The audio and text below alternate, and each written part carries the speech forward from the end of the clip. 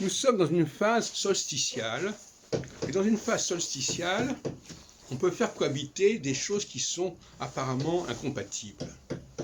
Eh bien, je pense que c'est le moment pour l'astrologie de cohabiter avec la science politique, notamment, et de trouver un arrangement épistémologique qui permette de reconnaître la valeur de l'astrologie, celle que je soutiens en tout cas, la succession et l'alternance des 7 phases, des 7 années, et sans entrer dans les polémiques qui sont à mon avis idéologiques et théologiques, sur le fait que l'astrologie serait fondée sur je ne sais quel principe, sur je ne sais quelle valeur.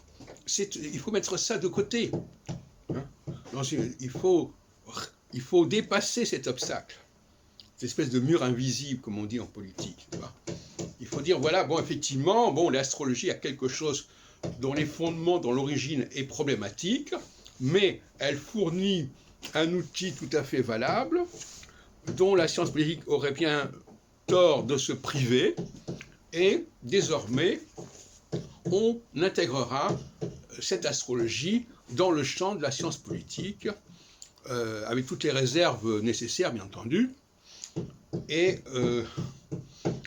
moi-même qui ai fréquenté l'astrologie et la science politique en même temps dans les années 65-69, j'incarne cette espèce de rencontre entre ces deux disciplines.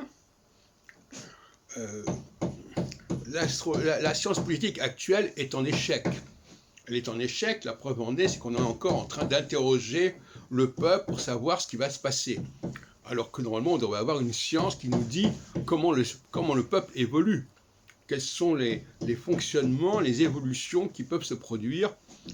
Voilà. Et le choix du président, le choix du chef, c'est aussi, mais là aussi on déborde un petit peu du champ dans lequel on devrait se limiter.